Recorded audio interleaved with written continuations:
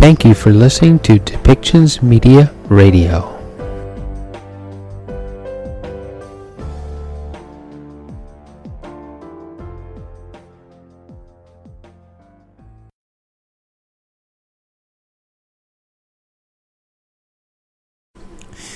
Welcome back to Depictions Media Radio, and we're going to be hearing from several things from the United Nations. One of them is from Manuel Fontaine, Director of Emergency Programs at Unicef, on his visit to the Ukraine. And there are some questions that he's going to be asked about the impact of the war on the children. Of course, the injuries. We reported on one where a piece of shrapnel the size of a peanut was buried inside of a girl's head, and it took extreme surgery to get that piece of shrapnel back out of her brain. And while she is recovering, there's still questions about deficits, brain damage, and things like that, because she got caught in some sort of bombing or artillery fire that caused such an injury. Manuel Fontaine is also going to speak about dismemberment, amputations, and the like, because children have been injured in the fighting. Even in the best of cases where you try not to target civilian sites and keep the fighting away from the children, that there's always going to be a crossfire. And in this particular instance, where we know that Russia is intentionally attacking civilian sites, attacking schools, and alike, that children are definitely going to be impacted and injured. In one of the reporters will ask Mr. Fontaine about the possibility that children are being trafficked out of the Ukraine straight into Russia by the Russian soldiers. He'll have to answer that question, and with limited information. The other piece that we have from the UN Security Council is about Colombia, and of course there's the idea of we live globally in what is supposed to be a democratic society, and we're trying to promote, of course, in all areas of the world where people have a choice of what their government should look like, done by election and electoral processes to select a government. So the United Nations verification mission in Colombia,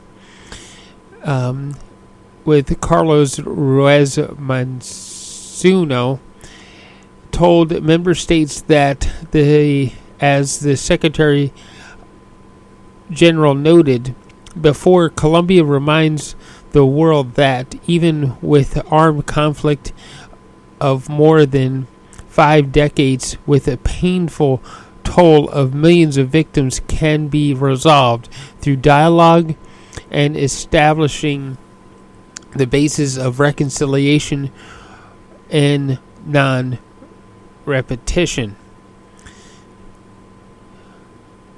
The special representatives of the Secretary General noted the recent congressional elections, which featured for the first time an opportunity for Colombians to elect representatives of 16 new electoral districts established under a peaceful agreement in a conflict-affected regions.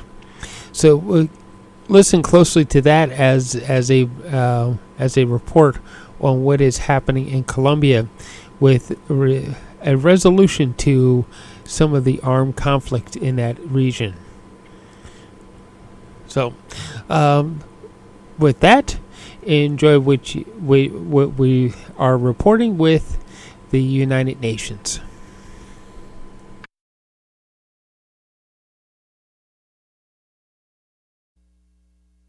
Who is the Emergency Program Director at Unicef, who just briefed the Security Council. So, Manuel, welcome, and you have the floor. Thank you. Appreciate. Oh, it's already on, so that's good. Yes. So thanks. My name is Manuel Fontaine. I'm the Emergency Director for Unicef. I've been that for a number of years now. I just came out of the Security Council session on the impact of the Ukraine war on women and children in particular, but the humanitarian impact in general. I just came out of Ukraine. Actually, I was there for about 10 days. I came out on Friday. I went from Lviv to Vinnytsia to Dnipro to Zaporizhia and kind of back, tried to go there and get a sense of the situation, get a sense of what UNICEF and others are doing, what we can do more, and always need to do more and better, of course, always. And also, of course, I mean, so some of the issues that really I found striking. I mean, first of all, 2/3 of the children population of Ukraine is displaced right now. I mean, almost pretty much 2/3 of them. And that's in a matter of 6 weeks. So I was saying to the Security Council that in my 31 years as a humanitarian, I don't recall a situation that went so bad so fast and needs being so high so fast. More than 4.5 million people, so over 90%, as you know, of whom are women and children, have not crossed into neighboring countries as refugees.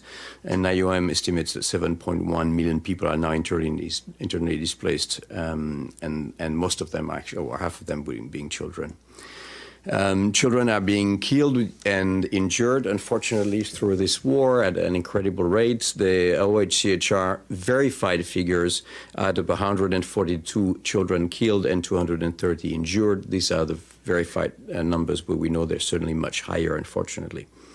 Attacks using explosive weapons continue in populated areas: homes, schools, hospitals, water systems, power plants, places where civilians usually seek shelter. As you know, according to WHO, there have been more than 100 attacks on impacting healthcare facilities. Families are risking now, and for me, it was terrible discussions I've had with a number of families when I was in Zaporizhia, when basically families are saying, now we have no choice, we have to leave. Many of them wanted to stay until as long as they could, and basically had to risk everything they had to actually move. I met a family at the hospital in Zaporizhia, whose 4-year-old, a little boy called Vlad, has received 2 bullets in the stomach because his family basically needed to leave and had no other choice, and took the risk. And the car in which they were was actually shot at. The head of the hospital there was telling me that they have actually so far treated 22 children who had lost limbs because of this particular violence at the moment. The report of grave violations and other serious rights violation against children are, of course, very devastating. Children should never be the victims of a conflict and should be protected under applicable international humanitarian law, but that's not the case. All across the country, children are facing severely curtailed access to essential services like healthcare, protection, water, sanitation, education. The scale and scope of the needs for services will only grow as the war drags on, and that was part of the discussion at the Security Council, that the war has to end. This is the only solution. UNICEF's response is, of course, evolving to meet the needs of children wherever they may be. We are prepositioning most supplies in areas across the East at the moment. So basically our center of gravity is really moving from the West, where we were there to try to receive IDPs and support IDPs, to the East, where we know we have probably a short window of opportunity right now to actually equip health facilities and centers for displaced people with the basic supplies so that actually they can continue doing their work. We are also trying now to provide, we're starting to provide cash assistance to what we believe will be a bit more than 50,000 families. And these are families with 3 children and families with children with disabilities in particular. We have reached a number of places, and recently Dnipro, Donetsk, Kharkiv, Kiev, Lviv, of course, but also other places. We had actually a team in Kramatorsk when the station was actually bombed on Friday. We actually had a team offloading health supplies a kilometer away from the station, which is kind of a tragic irony to feel that you're trying to basically save lives, and at the same time, lives are being wasted completely senselessly. We have an appeal, as you know, of $276 million for inside Ukraine and $73 million for outside, but we're revising it, and a new appeal will be launched today, which is going to be, unfortunately, I would say, more larger, because it just basically means that the resources are actually, the needs are actually increasing tremendously. And so, yes, at the Council, I was ending by making the point that we as humanitarian will do what we can, that we will continue working. We have teams right now in the East. We have teams in a number of places. But there is so much we can do as humanitarians. And unless the war stops, there's not much we will be able, or we won't be solving the problems.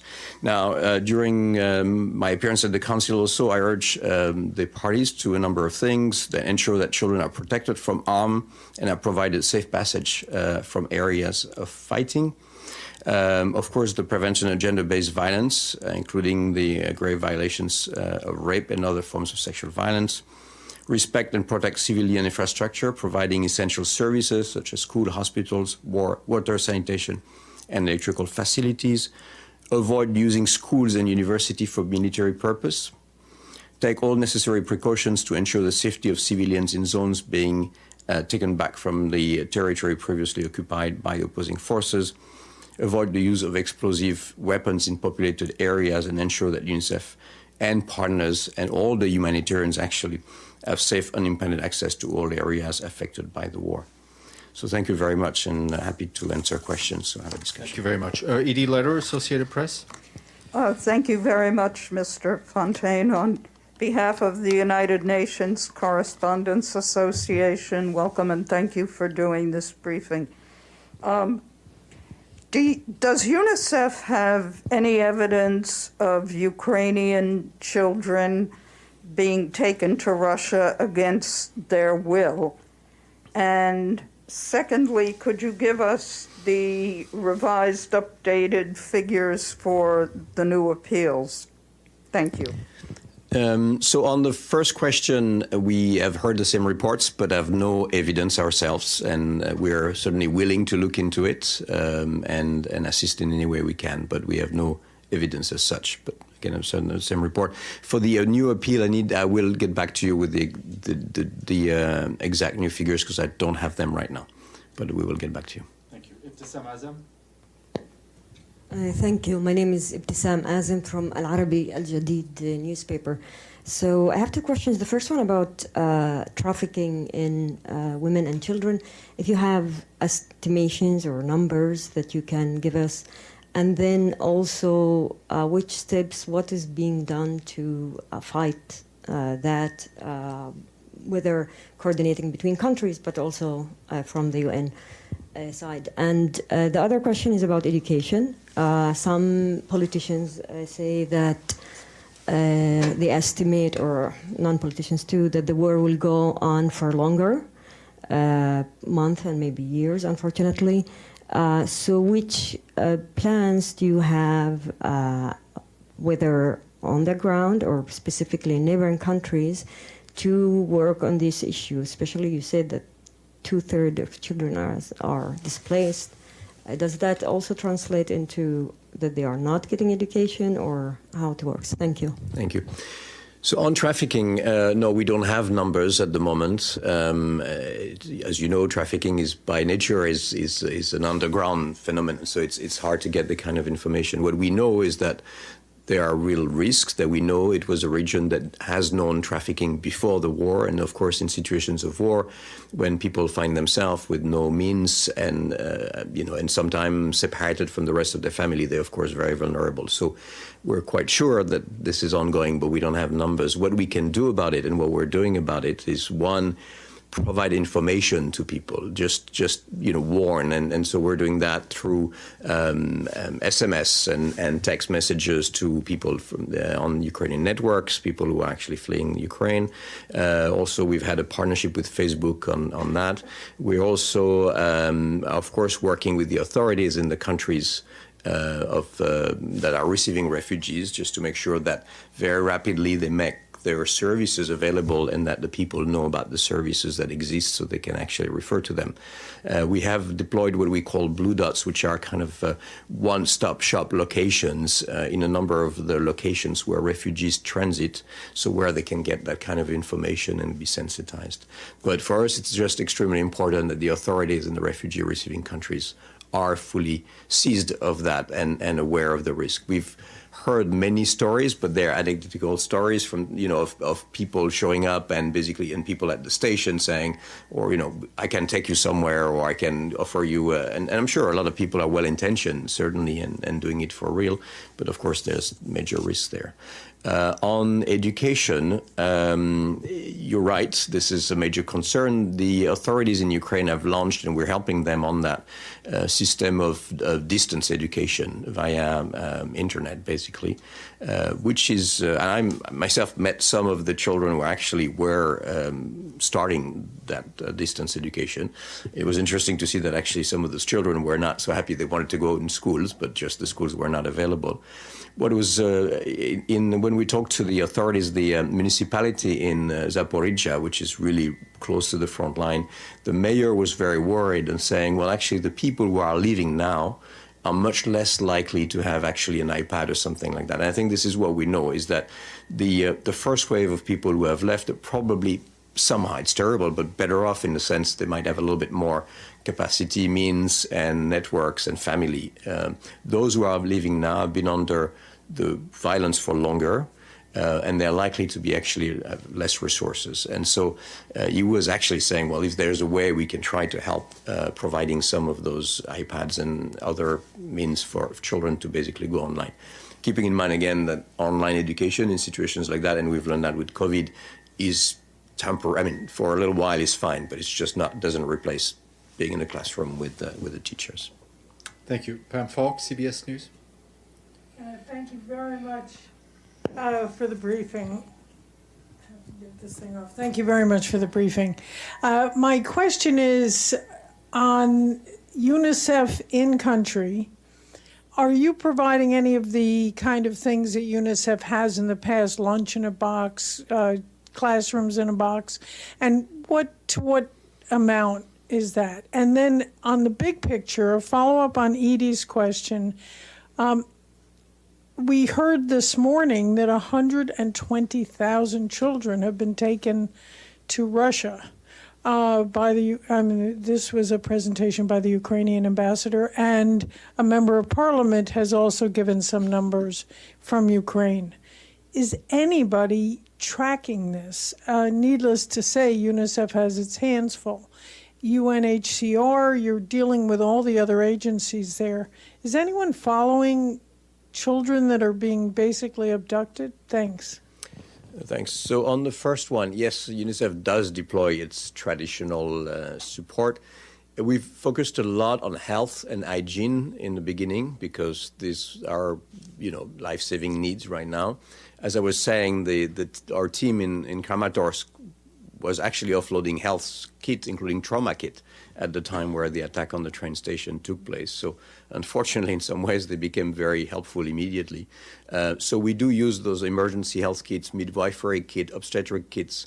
I've actually got very good feedback by the hospital in Zaporizhia saying these are very practical because you have everything. And so they were actually, a lot of people were saying, well, we receive a lot of support, but sometimes it's a little bit haphazard. People are sending things, and those kits are actually very practical because you have everything you need to actually run an operation for a certain amount of time and a certain amount of people. So we're doing that. We've ordered, I don't have the latest amount, but I think we've ordered the equivalent of about $80 million worth of supplies.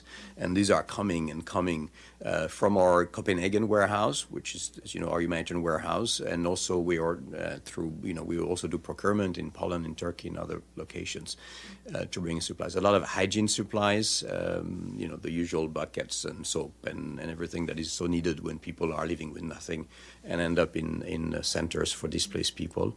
And yes, we've started to bring in some education kits and some recreation kits as well. We've actually created we have some team for example, in the subway in Kharkiv, basically spending time with the kids and trying to organize activities just to pass the time and create a bit of a routine. And for those, this kind of kit's actually extremely helpful because you've got everything there to actually organize activities for them. So yes, we do that. On your second question, sorry. As I said, we've heard the same. We don't have yet the access that we need to have to be able to look and verify and see how we can assist. But you're right, we need to, and we are looking into see how we can track or we can help on that. It's just for the moment we just haven't been able to do so. But this is something we will pursue, of course.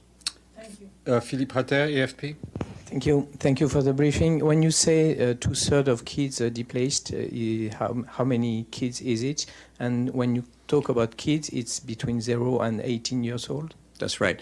There are 7.5 million children in Ukraine. That's the population of children in Ukraine. And there are 2.8 million internally displaced and 2 million refugees. So that's 4.8 million, if you will, more or less. Of course, those numbers are evolving every day, unfortunately. But it's 4.8 million out of 7.5. So that's why I'm saying close to two-thirds in a matter of 6 weeks. I mean, it's just quite incredible. I honestly don't remember many places where we've had such a large displacement of children in such a short time. Yes, please. Thank you. We know it's not easy to work in such tough and difficult conditions, mainly in Ukraine right now.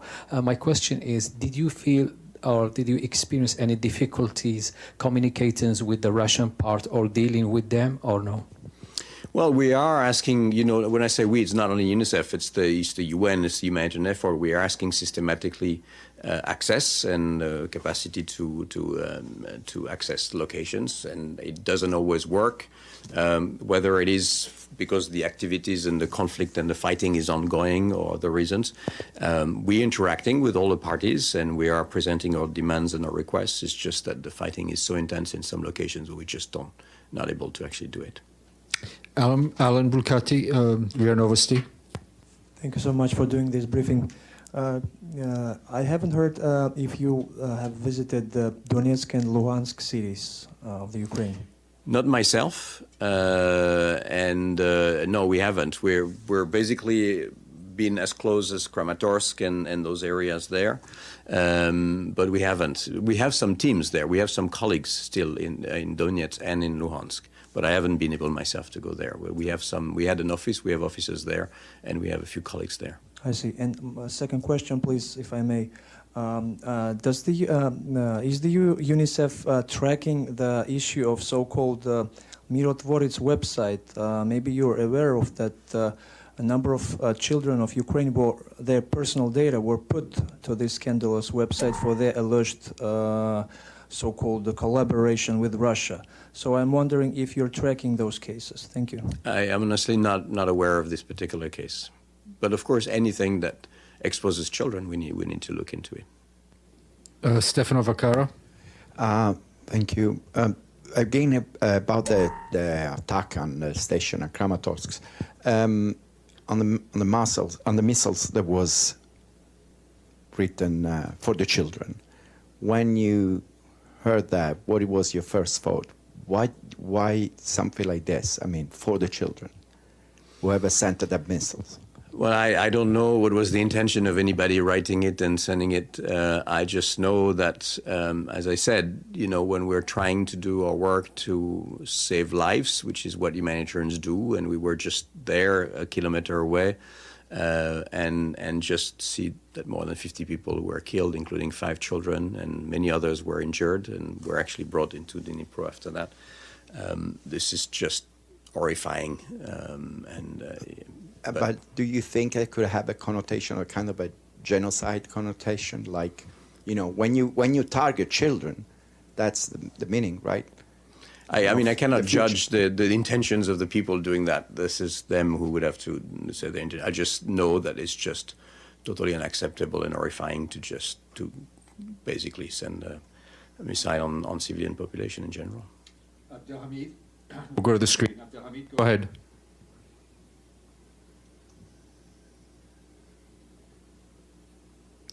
You giving me the question? Yes, please go ahead.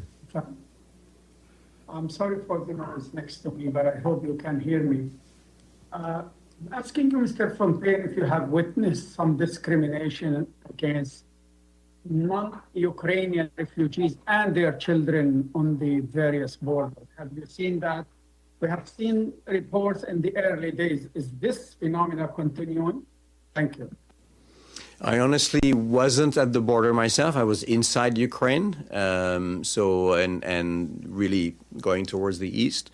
I've heard the same reports, and I think Unicef has been very clear in saying that any discrimination in, granting refugee status or welcoming people based on where they're coming from is unacceptable. And actually, at the Security Council just now, I did, on the one hand, thank everybody for welcoming refugees, but also highlighting the fact that it would be important that all refugees are always welcome in the same way wherever they're coming from in the first place.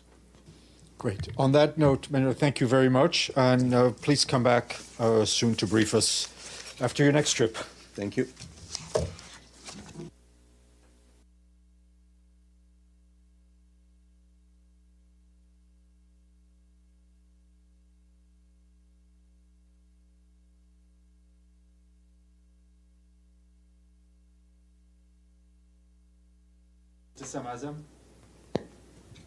Thank you. My name is.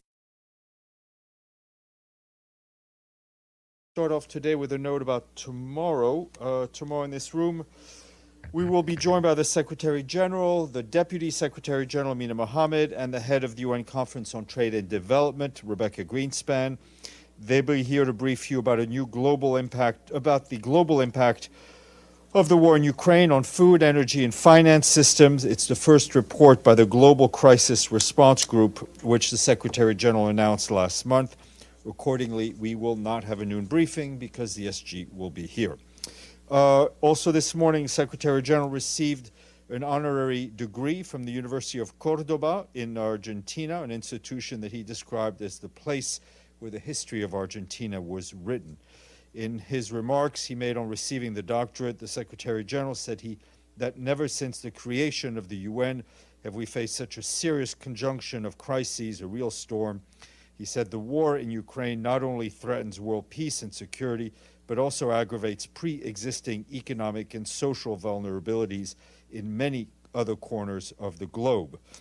Meanwhile, he pointed to the need to deal with climate change and the ongoing pandemic.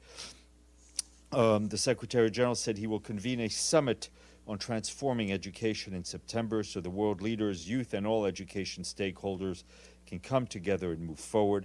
Education must be a preeminent public good and a source of progress. He said those remarks have been shared with you. Some updates from Ukraine. Nearly 7 weeks into weeks of intense hostilities continue to drive the world's fastest growing displacement crisis in recent history. An estimated 7.1 million people are now internally displaced across the country, while more than 4.6 million people have crossed borders to seek security and safety in other countries. That's according to UNHCR. As you heard yesterday, almost 2/3 of all Ukrainian children have fled their homes. More than 2/3, excuse me. Attacks on water infrastructure and power outages have left some 1.4 million people in the eastern part of the country without access to water. another 4.6 million people with only limited access to it.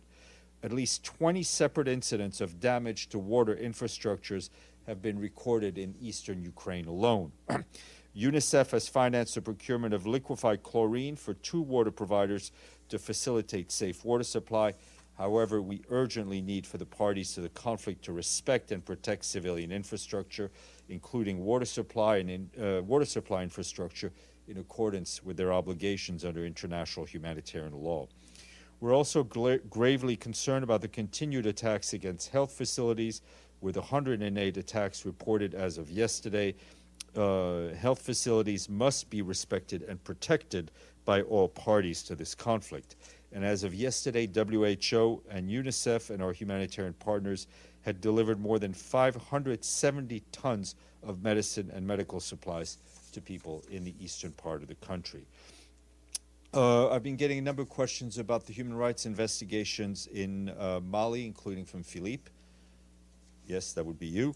I can tell you that our peacekeeping colleagues are continuing with their human rights investigations into the incident in Mora, pursuant to their mandate and in support of efforts aimed at establishing the facts of what happened. The investigation must be continued on the ground in order to establish the facts. In this regard, a MINUSMA team has been pre-deployed to Mopti and is standing by as the mission remains in constant contact with the Malian authorities to obtain air access to the area. We'll keep you updated on how that moves. Back here, you heard from Carlos Ruiz Massieu, the head of the UN verification mission in Colombia, who told the Council this morning that the UN has witnessed in that country a peace-building process that is advancing, albeit at different levels, along the path outlined by the final agreement. He added that the acknowledging what was already been achieved does not mean minimizing the challenges and risks that still threaten the consolidation of peace in the country. His full remarks have been shared with you, and the president of Colombia, Ivan Duque, attended the council and is scheduled to speak at the stakeout, I think, in about 8 minutes, but we will let you know. And on Somalia, UN agencies today warned that millions of Somalis are at risk of sliding into famine as the impact of a prolonged drought continues to destroy lives and livelihoods, and growing needs outpace available resources for humanitarian assistance. The Food and Agriculture Organization, the Office for the Coordination of Humanitarian Affairs, UNICEF, and the World Food Programme are calling for urgent funding to scale up assistance. This comes on the heels of a report that found 6 million Somalis, that's nearly 40% of the population, are now facing extreme levels of food insecurity. In addition, famine conditions are likely in 6 areas of the country. This is nearly a 2-fold increase in the number of people facing extreme levels of acute food insecurity due to the drought and other shocks since the start of the year. Also in Somalia, you will have seen that we issued a readout yesterday from a phone call the Secretary General had with President Mohamed Abdullahi Mohamed Farmajo. In the call, the Secretary General expressed his solidarity with Somalia in the face of increased al-Shabaab attacks and as well as the drought that we've been talking about. He also expressed his support for the new African Union mission there and his hope that Somalia will be able to ensure its own security as soon as possible. The Secretary General and the President also discussed the electoral process in Somalia. The Secretary General hopes there will be a swift conclusion for the electoral process and that any outstanding issues must be addressed through dialogue. Turning to South Sudan, our humanitarian colleagues report that according to the latest food security analysis, an estimated 7.7 million people, that's about 63% of the population, are likely to face crisis or worse level of food insecurity through July. Among them, 2.9 million people are likely to be just one step away from catastrophic levels of food insecurity during this period. And 87,000 people are likely to face catastrophic food insecurity. That's the phase 5 of the official IPC ranking in parts of Jonglei, in the Pribo administrative area, as well as parts of Lakes and Unity states. Our humanitarian colleagues are telling us that an immediate scale-up of multi-sectoral humanitarian assistance, from food to livelihood support, is needed to save people's lives and protect livelihoods. Last year, 5.3 million people received food, health, water and sanitation, education, livelihoods, and nutrition assistance, and other critical protection services. South Sudan's humanitarian response plan, which seeks $1.7 billion to help almost 7 million people, is only 8% funded. We urge donors to give, and to give cash, and to give quickly, please. On South Sudan also, but on the peacekeeping end, the peacekeeping mission there has stepped up patrols and are working closely with communities in Leer and Unity State to ease tensions following up a surge of intercommunal violence.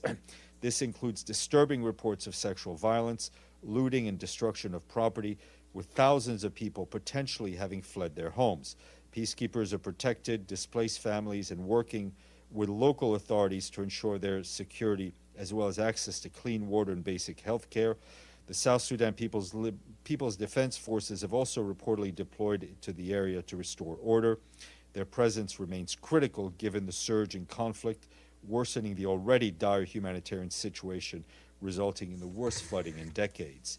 The UN mission is currently reinforcing the number of peacekeepers on the ground to increase assistance to displaced people, especially women and children.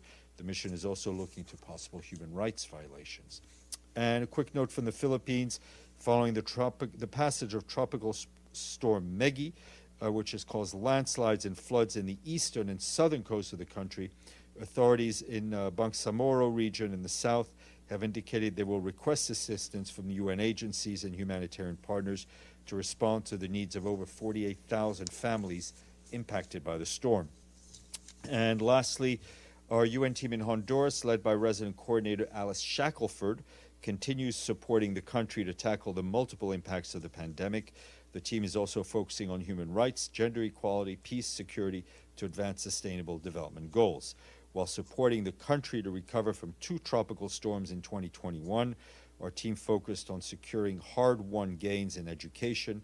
Nearly 500,000 students benefited from alternative food rations in more than 8,000 schools. On the health front, nearly 5 million vaccines have landed via COVAX alone, with our team supporting 7 vaccination campaigns. Over 4.5 million people are now fully vaccinated. That's half of the total population.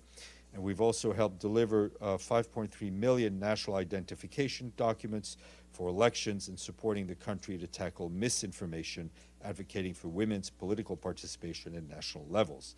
And that's it. Yes, Celia, and then Edie. Thank you, Steph. The World Food Program director is, I believe, going to Kiev, maybe today or tomorrow, as far as I heard.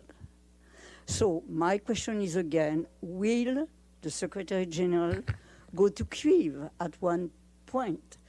My second question is about Mali. You just said that the fact-finding mission has been able to do his job, right? No. Oh, okay. No. What I said is that they need to do their job in order to establish the facts on the ground. Okay, because they were blocked. Yeah. They're pre-positioned in Mopti. Yeah. And waiting for the clearances from the government to be able to go to the site. It is critical that they be able to go to the site. Okay. Okay. And on your first question, I will repeat what I said yesterday, is that the Secretary General is willing to go anywhere if he thinks it has a practical interest and will move things forward. Edie and then Philippe. Thank you, Steph. Does the Secretary General have any reaction to Russian President Vladimir Putin's comments today that peace talks with Ukraine are at a dead end because of Ukrainian allegations of war crimes, and that Russian forces will fight until their goals are met? Well, obviously, what we would like to see are fruitful negotiations between the parties for a long-term settlement of the war, of long-term peace settlement, rather. And we will continue our work, and Mr. Griffiths is continuing his contacts to try to establish a humanitarian pause or a humanitarian ceasefire so we can get aid to those who need it the most as quickly as possible. Philippe. Thank you, Stephen. Mali again. If I understood well, you don't have a freedom of movement for the blue helmets in Mali. Is it normal to have this kind of request to go somewhere? I mean, in other country, in Congo or in another car, do you have to ask each time you take a plane or an helicopter an authorization from the authorities? Different operations operate differently. Obviously, it is vital that the peacekeeping mission has as much freedom of movement as possible. But in any country, if we are told that we cannot access a certain place, we cannot go there by force. Okay, understood. And my second question is, are you aware on a recent incident between UK blue helmets and Malian army, apparently helped by some Wagner mercenaries? My understanding is that a few weeks ago, peacekeeping troops from the UK came under some sort of fire, and I know that that incident is being investigated. Is it the first time you have this kind of incidents? I can't tell you whether or not it's the first time, but I can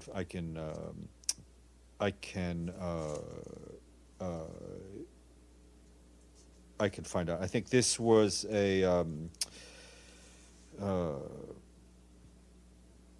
this was an event I think that took place on March 22nd, and what we would have said at the time is that we're aware of the shots fired by the Malian Armed Forces helicopter in the area of Tessit, close to MINUSMA detachment. There were no injuries. All the peacekeepers were safe in every way. And as I said, our colleagues in the mission are looking to clarify the incident. If we have an update since March 23rd, I will let you know. And no confirmation on Wagner presence? No, sir. Okay, thank you. Yes, Dulcie. Yeah, I just wanted to ask in a follow-up. So when you say the UN peacekeepers in MINUSMA are not allowed to access Mora, what does that mean? That the Malian government refuses to let them in? That's correct. The Malian authorities are not allowing us to access the site. And what's their reason? I think you'd have to ask them. I mean, we need to get permission. We have not gotten the permission. Okay, and then back to David Beasley, if he's going to Kiev. And I don't. I mean, that you don't know that for sure. I don't know that. Okay, for sure. so what is the update, status update of Martin Griffiths' work on these humanitarian corridors? Is he working with David Beasley, or are they working? Yeah, I mean, independently? Mr. Beasley leads the World Food Program. His focus is on the humanitarian access and delivery of food. The person designated by the Secretary General to work on these humanitarian ceasefires is Martin Griffiths. Also working on that is Amin Awad, our crisis coordinator, who's based in Ukraine. They're continuing their contacts. All right. On that note, I shall relieve you of your duties, and I will. In doing so, I now give the floor to Mr. Carlos Ruiz Massieu. Mr. Massieu, the floor is yours. Thank you. I thank you, Mr. President. Señor Presidente. Mr. President, I thank you for the opportunity of presenting the latest report of the Secretary General on the verification mission in Colombia.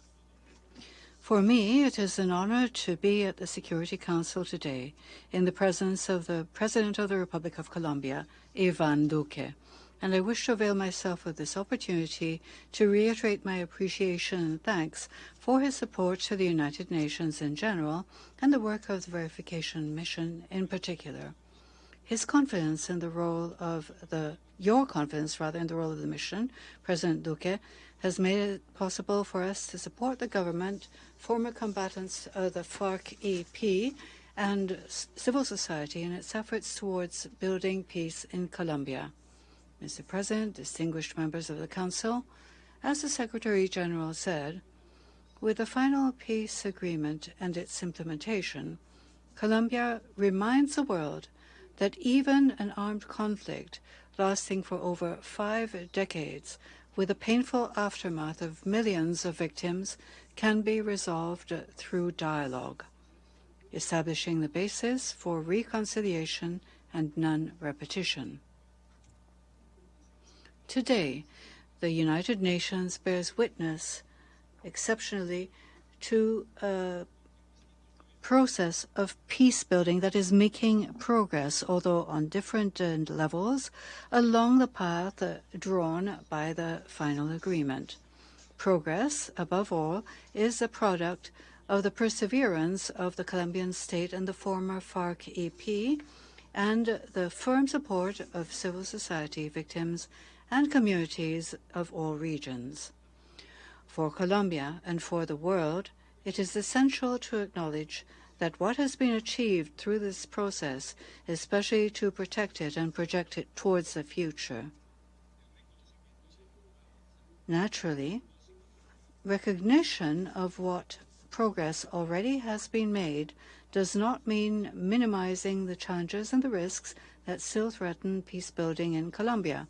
Quite the contrary, overcoming those obstacles, starting with increasing violence in some regions and persisting in fully implementing the agreement, must be the objectives guiding the work in the years that remain for the full realization of the agreement. Mr. President, the current electoral cycle helps illustrate some of the dividends of peace. For the second time since the signing of the agreement, elections were mostly free of violence. There is no question that the successful laydown of thousands of arms of the former FARC-EP, verified by the UN, significantly reduced nationwide levels of conflict-related violence. Recent elections also saw an increase in the number of women candidates and women elected to Congress, even in the face of major challenges, including gender-based political violence. As the Council is also aware, the recent congressional elections featured, for the first time, the opportunity for Colombians to elect representatives of 16 new electoral districts established under the peace agreement in conflict-affected regions. And despite a range of difficulties that constrain campaigning, Colombia's democracy will no doubt be enriched by the increased voice of victims in Congress. The United Nations stands ready to support their effective participation, and I trust that the new Congress that takes office in July will work to advance on the pending legislative agenda of the peace agreement. Mr. President, distinguished members of the Council, peace building is an ever-evolving process with its breakthroughs and its setbacks, and the reintegration of former combatants is no exception. Despite challenges including security, former members of the extinct FARC-EP and members of the Communist Party were able to campaign and to vote in congressional elections for the second time since the signing of the agreement. Obstacles to their votes were jointly addressed by authorities, former combatants' representatives, and the verification mission. Throughout the countryside and many cities, those who lay down their arms are building productive new lives through a myriad of projects that also benefit communities and foster reconciliation. The vast majority of the more than 13,000 accredited former combatants remain engaged with the peace process, and almost two-thirds of all former members of the FARC-EP are now taking part in collective and individual income-generating initiatives. These examples are certainly noteworthy, as is the commitment of authorities and partners whose work has made this possible over the years. Progress is being made regarding key elements for the long-term success of reintegration, including, most recently, on the provision of land and housing. Nevertheless, the sustainability of the process is still contingent upon additional efforts, including to halt violence that still jeopardizes former combatants' plans to build a new life. And while I recognize the different measures in place, more can and still be done to improve their security. Mr. President, members of the Council, 2 weeks ago, alongside representatives of the Catholic Church and the UN country team, I visited Arauca, a region facing a critical situation with more than 100 people killed and thousands forcibly displaced this year alone. We met with authorities, civil society organizations, and members of the communities, and what we heard was a desperate plea for help. We convey our support to those affected, as well as the urgency for authorities to take actions to improve the situation. We also called on armed groups once more to immediately cease violence and respect international humanitarian law. Arauca is illustrative of the situation of violence in various neglected regions facing illegal armed groups, illicit economies, and a limited presence of the state. The Department of Putumayo has been similarly affected by violence in recent weeks. I stress the importance of a thorough investigation by relevant authorities into the reported deaths of 11 persons, including indigenous and community leaders, in the context of a military operation against members of an illegal armed group in Puerto Leguizamo. Violence also is exacting a particularly high toll on indigenous and Afro-Colombian communities in the form of killings, displacements, and increasing recruitment of minors.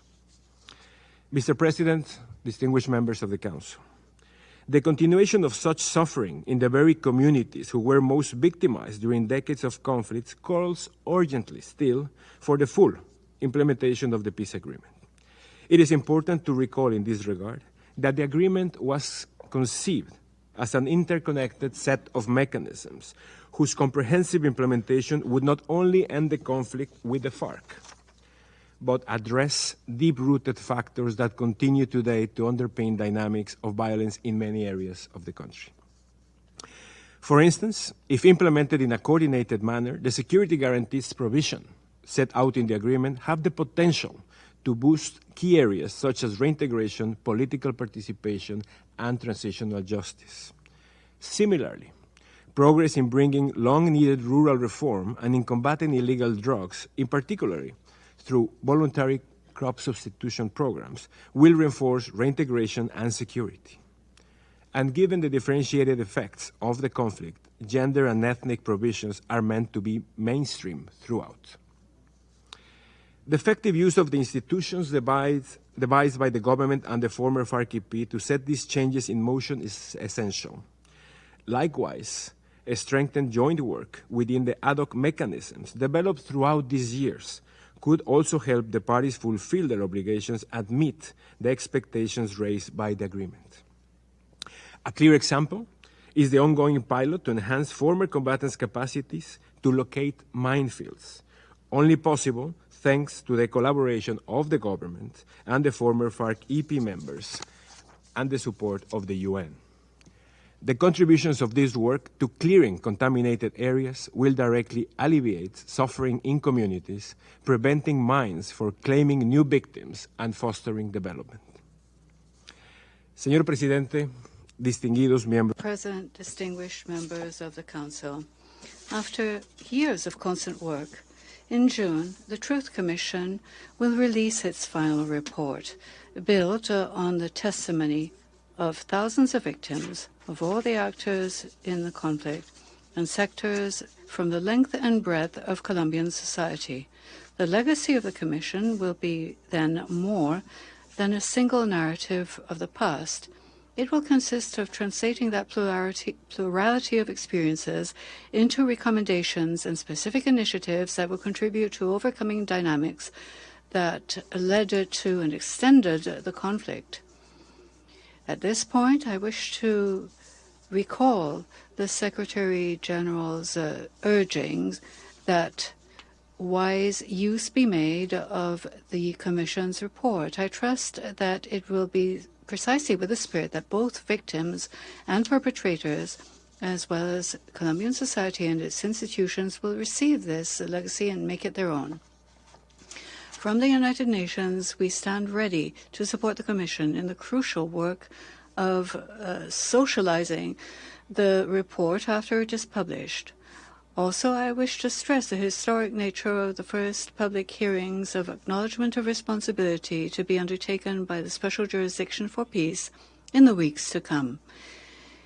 At these hearings, former commanders of the FARC-AP, members of the public security forces, and third parties will have a space to demonstrate their commitment to truth and the rights of victims, who are the very reason why this integral system for truth, justice, reparation, and non-repetition exists. This is a decisive step towards defining the decisions that the jurisdiction will publish. Its potential for reparation will be key to satisfy the expectatives of the victims. I welcome the recent announcement by President Duque of the establishment of a route of care and support for members of the public security forces who voluntarily appear before the Special Jurisdiction for Peace. Mr. President, distinguished members of the Council, peace in Colombia is invaluable. We must continue building it and protecting it in order to ensure its success, for the good of Colombia and because of the example that it gives the world. I cite the Secretary General's statement during his visit to Colombia last November. Quote, "In a world of geopolitical divisions, interminable wars, and multiplying conflicts, Colombia sends a clear message. It is time to invest in peace." End quote. We will welcome all efforts which the government led by President Duque will continue to make in the months to come. At the same time, I am aware that leadership will soon pass to a new administration, the third since the agreement was signed, which will take the responsibility of the executive for its implementation. To continue making progress along this path, it is essential that the parties, civil society, and political stakeholders acknowledge the progress made and that they commit to make progress in what remains to be done and decisively respond to challenges. In this particular context, the continued support of this Council will be as crucial as ever. Thank you very much, Mr. President.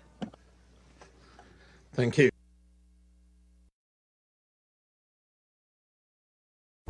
This show has been produced by Depictions Media.